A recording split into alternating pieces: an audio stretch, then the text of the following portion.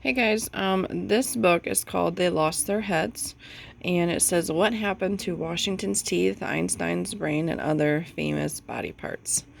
And this was something that Miss Thomas has in our school library. This is a copy she let me borrow. So I'm going to go ahead and start us off with talking about Albert Einstein and what happened to his brain. Okay, Albert Einstein, he was born March 14th, 1879, and he died April 18th in 1955. It says, picking his brain. Albert Einstein didn't care much about his body parts. He ate greasy sausages and chocolate-covered ice cream cones that surely didn't help his heart. He smoked a big, smelly tobacco pipe every day that corroded his lungs. He had unruly, frizzy white hair, a look he claimed he got through negligence. Even on a visit to the White House to meet with President Franklin Roosevelt, he couldn't bother to put socks on his feet.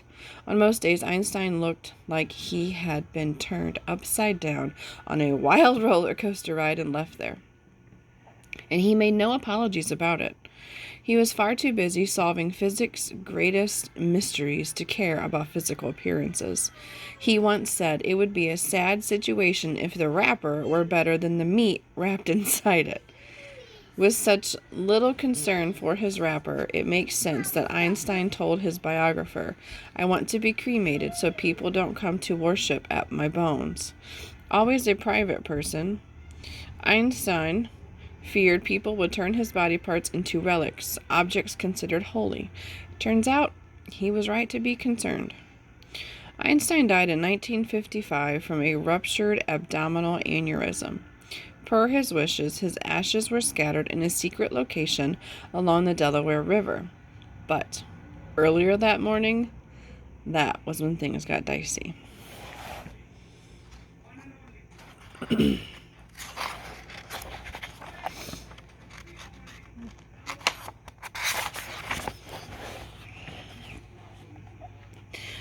Very dicey. Einstein's body was pretty much carved up like a holiday turkey, with each of his doctors getting their favorite piece of meat. Einstein's warm brown eyes were scooped out and given to his eye doctor, Henry Adams. Adams stored them in a safe deposit box in New Jersey and took them out once or twice a year to sneak a peek at them. Okay, if you notice right here, there's a star and there's like a footnote down at the bottom. This author kind of puts funny little notes in as he writes. So it says down there, rumor has it that pop star Michael Jackson offered Adams several $1,000,000 for Einstein's peepers, but Adams turned him down. You see, there is money to be made in body parts. Okay, back up here. Einstein's heart and liver went to a few medical students. No one knows where those bits ended up. They were last seen in a bucket in the Princeton Hospital. Then there was the real prize, Einstein's brain. The brain went to Dr. Thomas Harvey, a pathologist described by those who knew him as a real trippy dude. Harvey's job was to complete the autopsy report. He did complete the task, and then he got a bit creative. Let's start with the autopsy. On the morning of April 18th, Harvey gently parted Einstein's white nimbus of hair, placed his chisel into an incision on the skull, whacked it with a mallet, and rocked the head back and forth until, voila, Einstein's head split wide open. And there's another footnote down here, and it says, coincidentally, this is the same technique used to crack open a coconut. Harvey then severed the cranial nerves and gently lifted out the gray, slippery brain matter, or what Einstein had called his laboratory. Then Harvey photographed the brain from different angles. Excuse me. And sketched out different sections. This was all standard autopsy stuff. Then things got a bit wacky. Harvey must have found that his sketches were missing a certain artistic verve, so he hired a portrait painter named Anne Bonin Brower to create a still life of Einstein's brain. Once again, there's a footnote there. And it says, Brower was so excited to get the job that she didn't charge Harvey. She probably thought it would lead to more career opportunities. Sadly, though, Brower did not go on to paint more brains. Okay, back up top there by the picture. But a painting didn't seem nearly enough to preserve such an important piece of history, so Harvey cut the brain into pieces ranging from the size of a turkey leg to a sugar cube and put them in a glass mason jar. Footnote number 2 says, I apologize for all the food references. I am writing this during lunch and I'm rather hungry. He then took the brain home and stashed it behind a beer cooler. Today, people have mixed feelings on what Harvey did. People, probably because at one point he kept the brain in his sock drawer. Third footnote at the bottom. It kept his socks smelling fresh. Ooh, that's gross. Some see him as a no-good, sticky-fingered crook who swiped the brain for his own 10 seconds of fame. Harvey did not see it as theft. He saw himself as the guardian of science and the keeper of the brain's secrets. It is understandable why Harvey wanted to save Einstein's brain. Einstein's brain had accomplished more in 1 year than most people's brains do in a lifetime. Oddly, it had a dubious start. Einstein was born in 1879 with a lopsided head that his grandmother said was much too fat.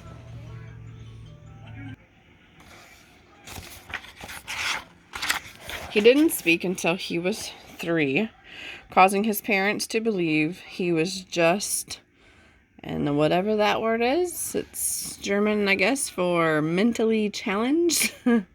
He got mostly good grades at school, but he was always mocking his teachers behind their backs and cutting class. He was kind of a screw-up, so much so that he couldn't get a job after graduation. So he worked odd jobs, including a stint as a substitute teacher. Eventually, Einstein grew into his fat head. When he was 23 years old, he got a job as a patent clerk. Being a patent clerk was a pretty easy gig that allowed Einstein time for his thought experiments. During one of these thought experiments, he wondered what it would be like to travel on a beam of light.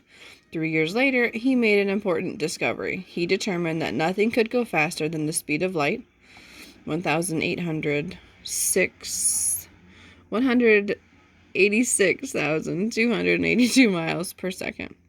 If the speed of light acted as a cosmic speed limit, then mass, the amount of matter in an object, could turn into energy, and energy could turn into mass. Einstein whittled it all the way down to one equation called the theory of relativity, E equals mc squared. In Einstein's equation, the energy contained in an object, E, is equal to the mass of the object, m, multiplied by the speed of light, c squared. There's a classic picture of him, and he's thinking of his formula, E equals mc squared. It says, if all of this makes your head hurt, don't feel bad. At the height of Einstein's popularity, it was believed that only half the people in the United States understood E equals mc squared. Footnote, it says, probably fewer people do today, too. This is why Harvey saved Einstein's brain. He wanted to know what made Einstein tick. So over the years, Harvey sent slides of the brain to various neurologists to help him unlock those secrets. Most just thought he was daffy. A few did take him seriously.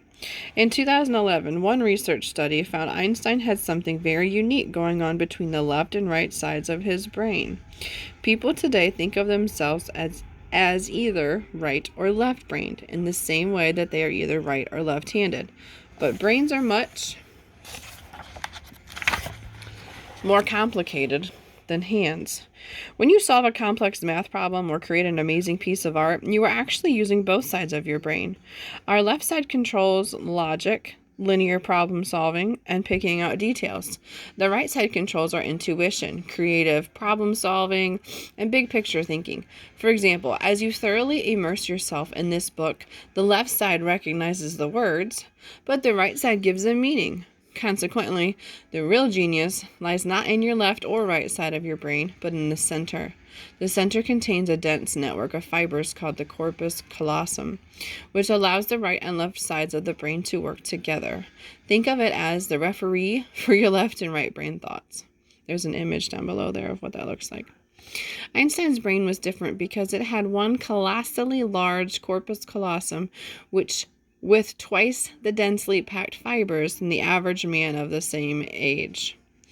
And then there's a funny little footnote here. It says, now don't let this give you an Einstein fat head, but younger brains have far more connections in their corpus callosum than adult brains do. So the good news is that you can probably kick your parents' butts at memory or math problems or any sort of creative task.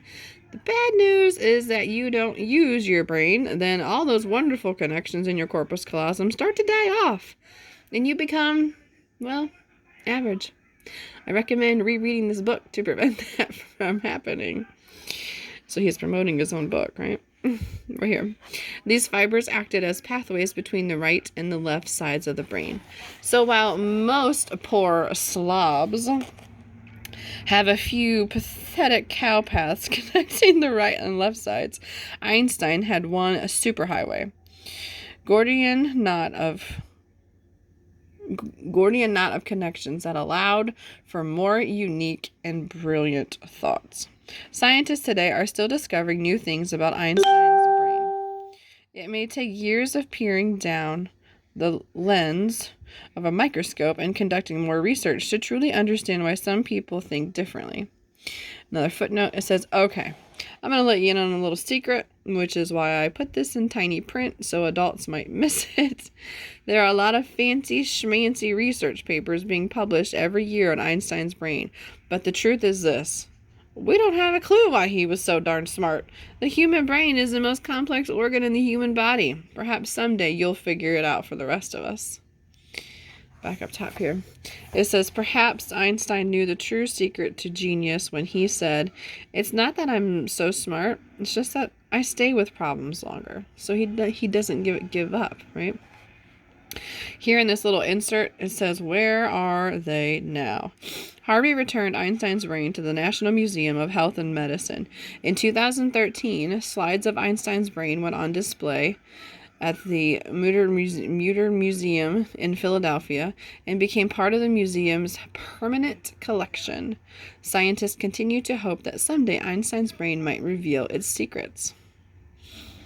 Interesting story, right? So now what this book does is it gives you one story, and then it kind of goes on and it gives you information about brains from like some other well-known people in history. So it says, bits on brains, Abraham Lincoln, who lived from 1809 to 1865. It says, in the 19th century, people believed big brains meant you were smart, and little brains meant you might have trouble tying your shoes. So, of course, everyone was curious to see how Lincoln's brain would measure up. During his autopsy, Lincoln's physician removed the president's brain and recorded it as not above the ordinary for a man of Lincoln's size. Unfortunately, he failed to record the actual weight. The average male brain weighs about 3 pounds. The female brain is 10 to 15% lighter. In reality, having a larger brain does not mean a person is smarter. The footnote for that one says, if it did, then sperm whales would, with their 17-pound brains. Sorry, guys. Hayden knocked the camera. Let me get reset here. Okay, sorry about that. Camera is reset. Next celebrity here that we're going to read about, Edgar Allan Poe, who of course was a writer. So he lived from 1809 to 1849. It says, Poe had a funny sort of brain. Sure, he was all dark and twisted with that creepy raven and one-eyed black cat stuff. So a footnote says, if you don't know what I'm talking about, just read a poem called The Raven or The Black Cat. After you're done reading this book, of course. It says, but his actual brain was a bit weird, too. It was indestructible. When Poe died, no one in Baltimore really cared. 10 or fewer people showed up for his funeral, and he wasn't even given a headstone. 26 years later, people began to realize that Poe was a literary genius. And the footnote says, people are funny like that. Right? It takes you 26 years after you die before they realize what you were doing. Back at the top. The people of Baltimore decided that They should at least move him to a proper grave. But when his coffin was opened, onlookers were surprised to see his brain was still intact, even though the rest of his body had decomposed. Witnesses described it as dried and hardened in the skull.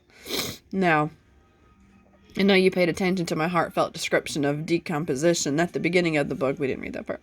So you already know that a brain is one of the first things to decay.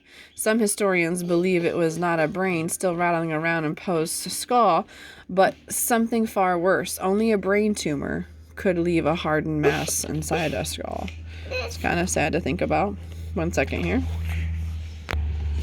Okay, 2 more. So Voltaire, who was a French philosopher from 1694 to 1778, his brain was cut out and carried home in a jam jar after his autopsy by his pharmacist. The location of his brain is unknown today. And the last one, Vladimir Lenin, who's a communist revolutionary from 1870 to 1924, his brain has been sliced and diced and studied endlessly under microscopes. So far, the conclusion has been that Lenin's brain is nothing special. And the footnote says that I would have to agree. So, all right, that's it for that chapter. Next time, we will pick a different celebrity to read about.